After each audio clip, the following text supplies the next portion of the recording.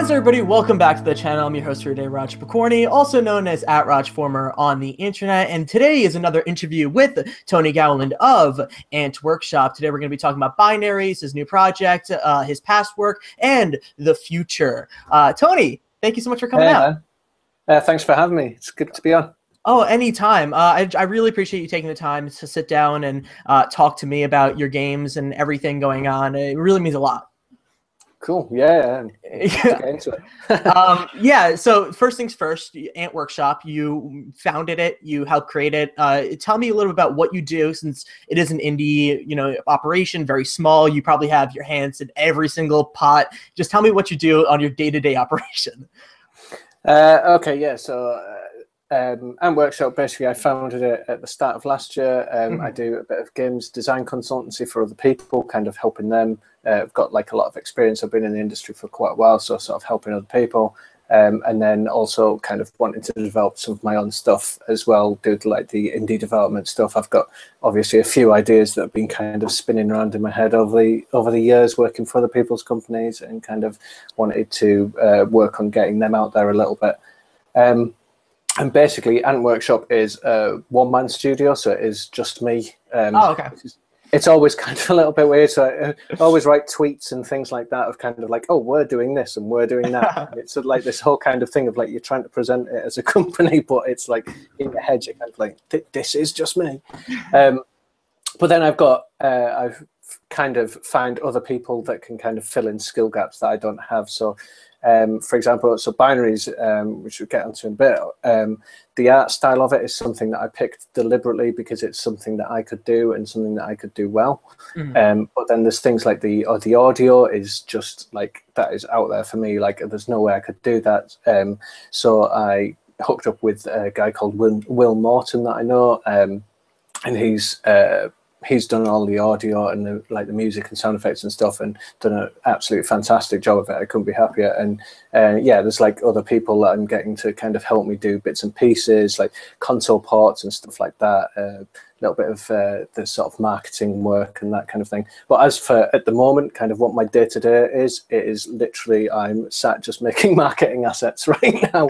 Just every day is sat recording videos, playing the game. We're 2 weeks away from launch now, so the game is pretty much finished. I keep saying that, and then I keep finding tiny little things to change in it, but it's pretty much finished. So it's kind of like I just play it every day, mess around with it a little bit. If I see any like little bugs, kind of fix them a little bit, but I don't want to touch that much stuff and risk anything big. So yeah, it's kind of in a good place, and just doing lots and lots of different bits and pieces. No, that's awesome. I like that it's so cozy and small. And, let's talk about your past for a little bit, because you come from a AAA experience. You've been working in the industry for 15 years, if I'm correct. That's right. Yeah. Yeah. So you've worked for Rockstar, you've worked for Activision for a little bit. You've really had your hand in a lot of things. So talk about your past a little bit and how and what you've kind of your AAA experience rather.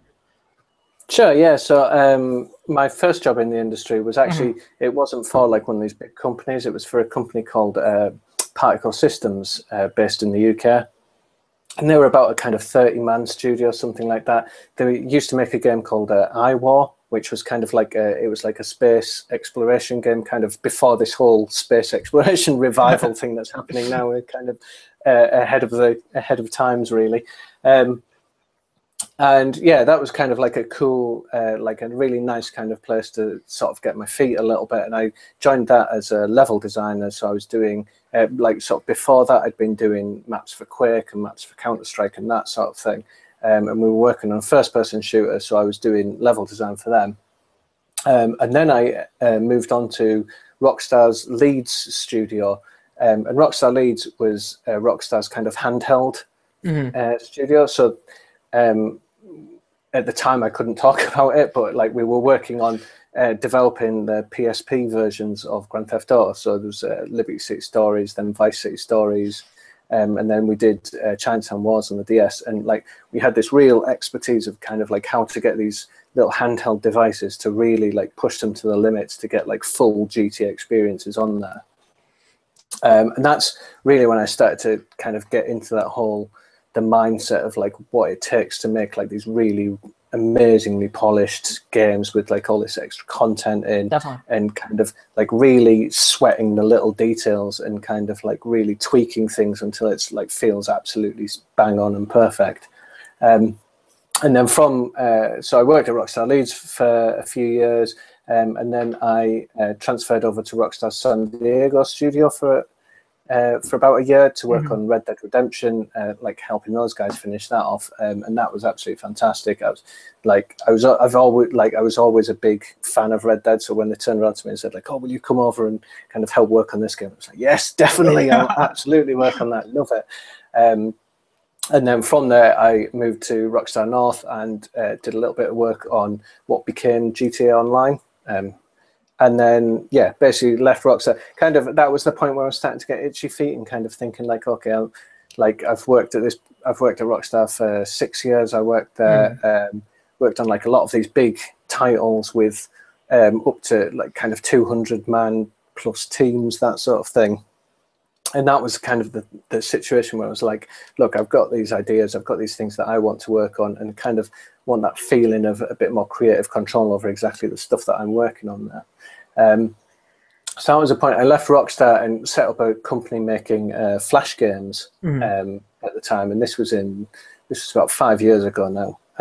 So made a couple of Flash games, including, so one of them was called Tealy and Orangey, which is kind of it was like almost like the prototype version of Binaries, and that's kind of how long that idea has been stuck in my head for. And then, yeah, from there, I kind of got approached by Activision. They said, look, we're setting up this mobile studio.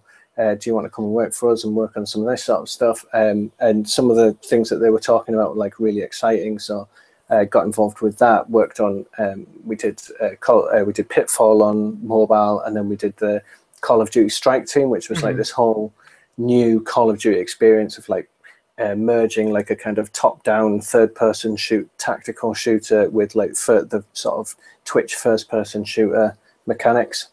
And then after that, I went to work for a company called Outplay Entertainment up in Dundee, who are like a mobile free-to-play studio. Like they make really polished kind of free-to-play games. And again, that was sort of the point where I was kind of thinking like, okay, again, the studios these are quite big places. It's not really where my head's at the time. And kind of, again, like, so, and yeah, like at this point, sort of Binaries, or what was Binaries, like Tealy and Orangey, had kind of been sat in my head for about 5 years of like this idea of like, I really want to do like an updated version of this. I've got a lot of ideas for it. So I thought, yeah, I'll take the plunge, do the indie thing, see how it goes. And it seems to me that you've kind of always been kind of gravitating toward eventually getting to that indie stage. Now that you're here working a one-man team, you know, probably a ton of hours, and, you know, what is the pros and cons of that? Because it seems like such an appealing thing as a creator in general to be like, okay, I can make my own thing, creative control, all that good stuff. But then, you know, maybe you miss like being able to give responsibilities to another person. You know, how has that transition been? Yeah, so I mean, the pros and cons is obviously, so yeah, you do have like the creative control. You've got final say over kind of how are things going to be. I think that the real downside of it is that I don't think anyone is quite as critical of your own work as you are. Like if you've got this eye for detail, it's like I always have like this knowledge of like, okay, I could tweak this a little bit. I could just fiddle with that. I could just make these little adjustments. Whereas if it was kind of, I don't know, I think maybe if it was someone else's thing, I'd maybe be like, that's okay. We'll leave that. Yeah, I mean, the hours is a funny one. I mean, so I've got 2 really young kids. So I naturally can't do the sort of full indie thing that you read about some people, where they're kind of talking about like, oh, Jonathan Blow. yeah. There's no, my teacup has got no urine in it. Oh, okay, good. Just making sure. So that's what I ask every single indie developer to show me their cups on their table before. So I can't do those kind of hours anyway. And to be honest, I've done the AAA thing. I've done that working for people that are more into that sort of thing, and that's not where I want to go. I want to have, like, I'll set my own hours, I'll set my own time. So any creative will tell you the same thing of it's like you get into these flow states, you get into like this kind of the stuff that you're working on that you're excited about, and you want to push yourself and you want to keep working on it a bit more. But then you'll have times where days where you're just not feeling it, and if you're your own boss, you can just kind of sit back and go, okay, that's fine. I'm gonna just take some time off. And like even like last week, I had family visiting, so it's like, okay, I'll just take 4 days off last week, and 2 weeks away from the launch of the game, but I'll just take some time off, man, and relax, chill out, sort of refresh your batteries a little bit, and then kind of hit it back hard again this week.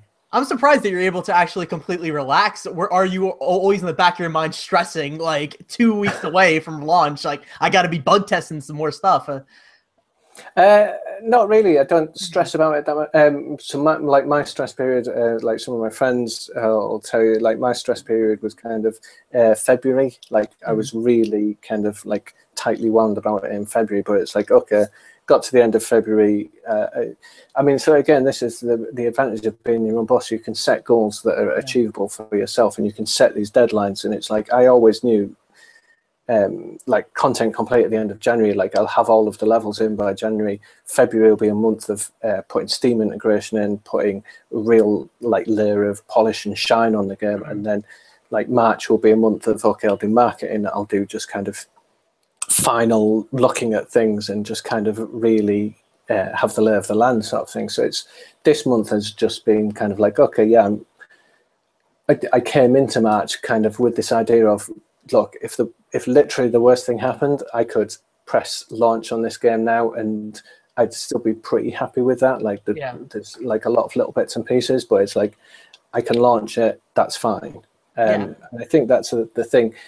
I think people maybe push themselves in kind of unhealthy ways and kind of almost obsess too much about it. And I think that's, if you are your own boss, you can set your own milestones and things like that. And I think maybe people set themselves unrealistic milestones, and that's perhaps a problem. And there is like a little bit of, I've never really gotten on with this whole thing of kind of idolizing crunch and that sort of stuff. And you'll see it like a lot on Twitter, like a lot of indie developers will tweet stuff where they're kind of like, it's like 11 o'clock at night or something, like, or it's gone past midnight, and they're like tweeting like, oh yeah, I'm working on this cool feature, or oh, I'm working on 5 different game projects at the moment, and that kind of thing. And you're just like, that's it's not necessarily healthy. But like, you've got to assume that they take downtime that they just don't tweet about, and kind of just spend whole days sitting in the pajamas and playing games and enjoying themselves. No, I actually, it's very interesting, because you would think that if you're your own boss, it's like all the good stuff about it, and you're talking about all the good stuff, but seeing the people on Twitter, you see them like Jonathan Blow with like the urine or whatever. No, but I on your point, I always respected like people like, or companies like Avalanche Studios that really say like, listen, we're not doing crunches, we're kind of just setting our own schedule, and we're gonna focus on that. And I just realized we haven't even talked about what Binaries is. So let's talk about what Binaries is. Just explain in your own words what Binaries is to the audience out there. They're seeing gameplay for your So what is it in your words? Yeah, so Binaries is basically, it's a really tricky puzzle platform game. You've got 2 characters that you control at the same time with the same controls. So if you press right, both characters move right. If you jump, both characters jump. And then there's like a color coordination level kind of added into it. So one of the characters is blue, the other one is orange. Everything in the levels is either blue or orange. So, and the blue guy only gets hurt by blue hazards. So if you can get the orange guy into kind of a blue section of the level, then he's relatively safe there. And I always kind of think of it in terms of like, imagine if you were playing 2 different Super Meat Boy levels at the same time using one controller. Oh God. That's kind of the idea of it. Yeah. Because so basically, to me, like Super Meat Boy and N Plus have been like the absolute inspirations for it. Like, I always loved those games, but I was never particularly good at them. So I've sort of foolishly thought, well, I tell you what, if I make my own version of one of these games, I'll know all the levels, I'll know all the tricks to it, I'll be brilliant at it. And I'm not. I'm really bad at it. It turns out.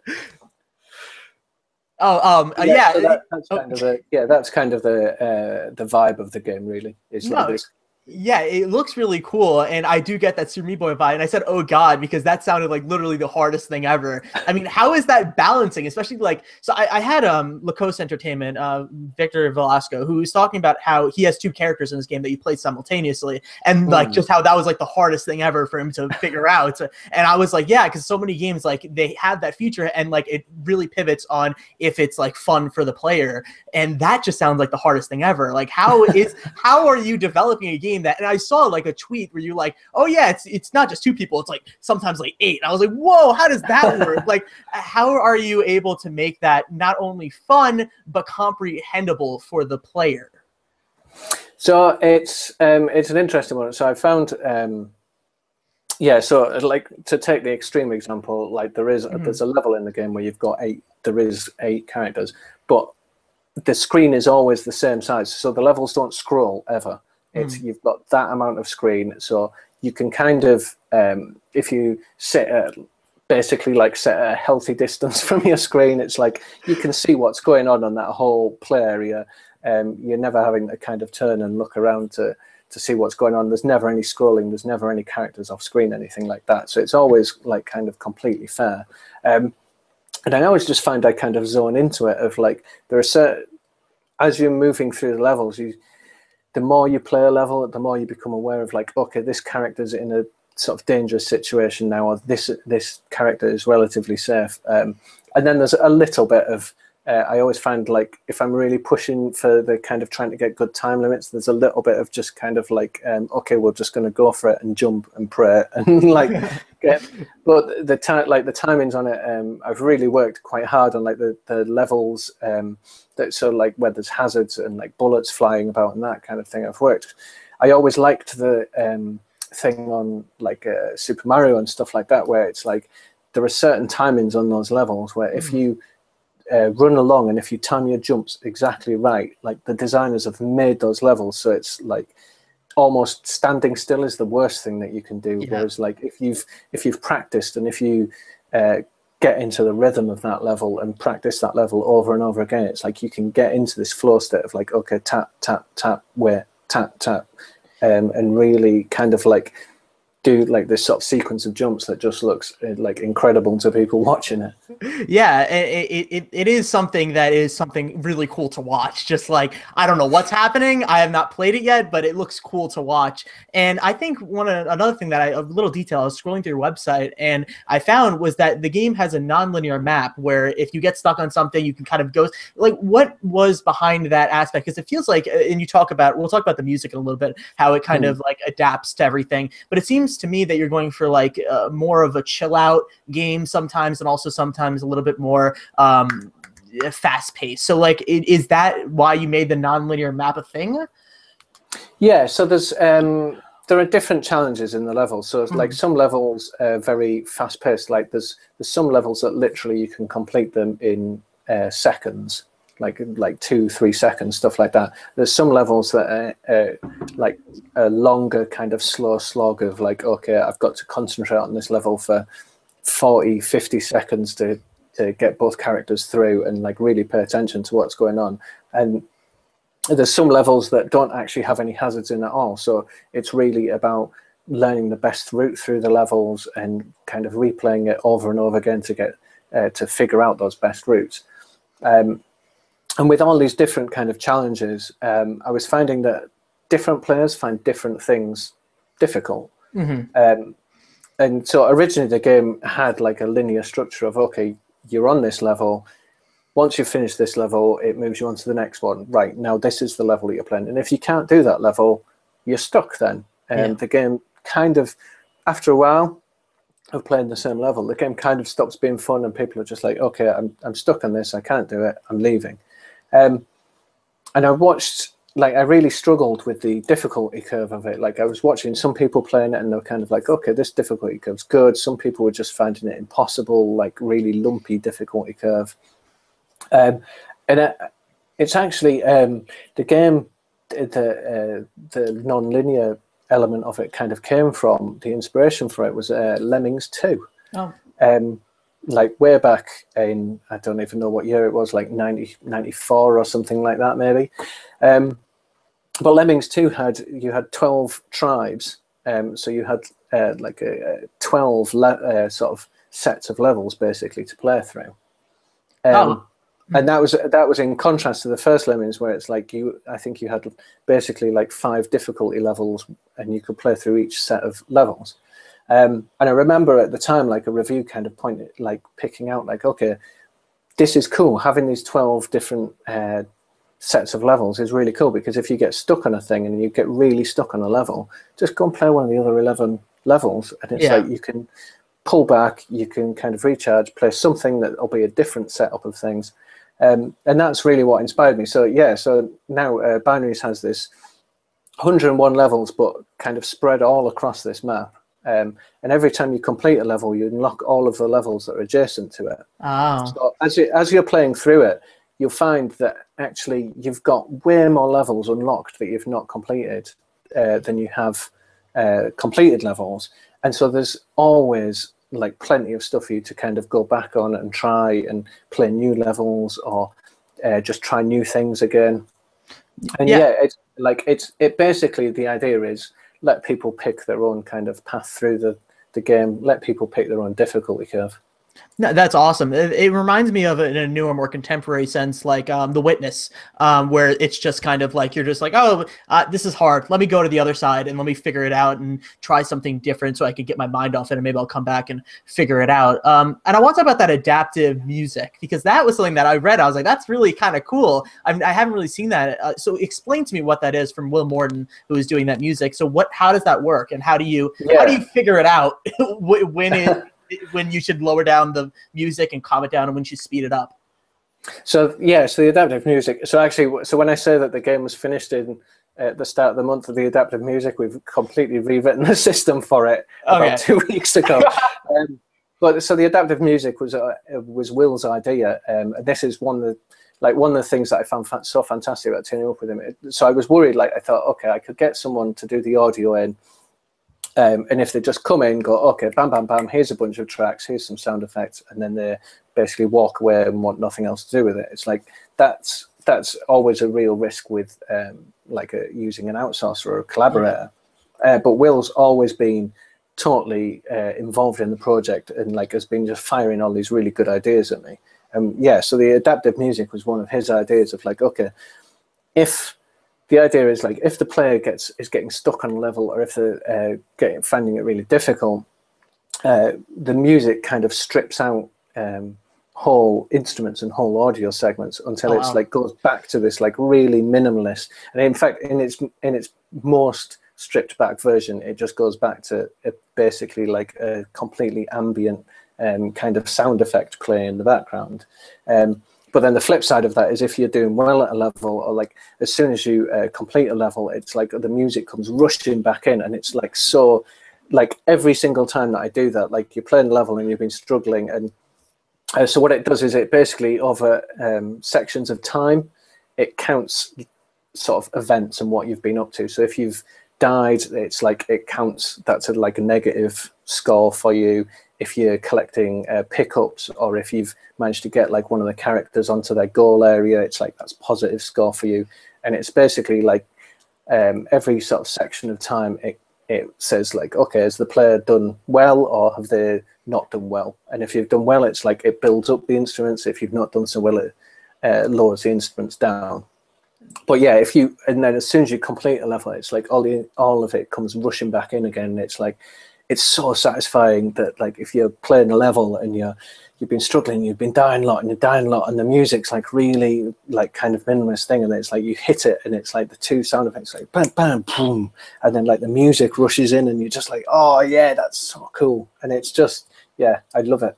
I really do love it. It's such a cool. That sounds so cool. Like, I love that. I always love music and video games, but like that just seems like so natural. And I can't believe I haven't seen anything really like that, like, or heard anything like that. That's just really amazing.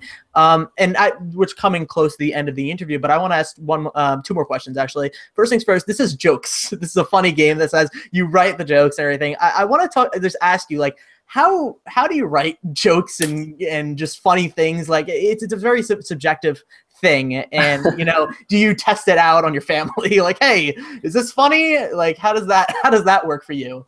Yeah, so the jokes, there's kind of a meta joke in there that, like, so I keep sort of saying, like, look, it is funny. Even if you don't find it funny, it is funny.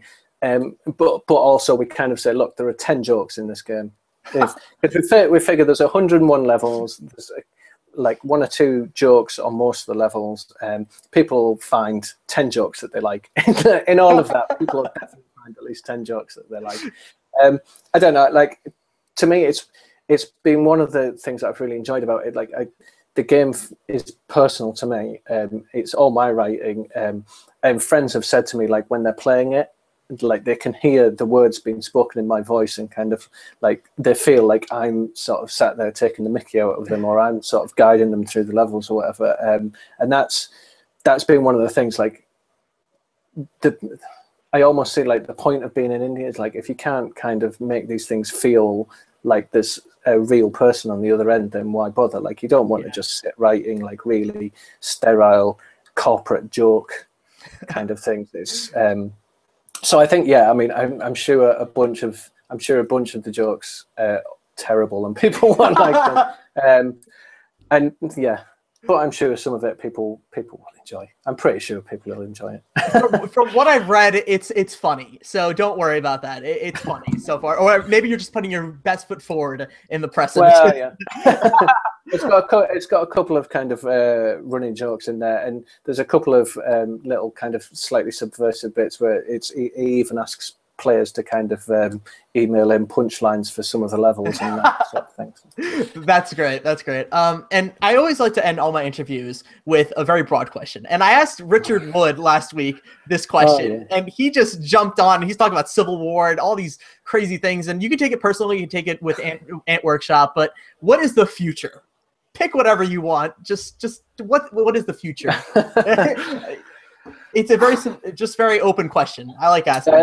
The future for me is Squid Basketball. Okay. So I've got my kind of hobby project outside of Binaries is I was messing around with, like, I really like games like Quap and things like that, like these kind of like really wacky control things.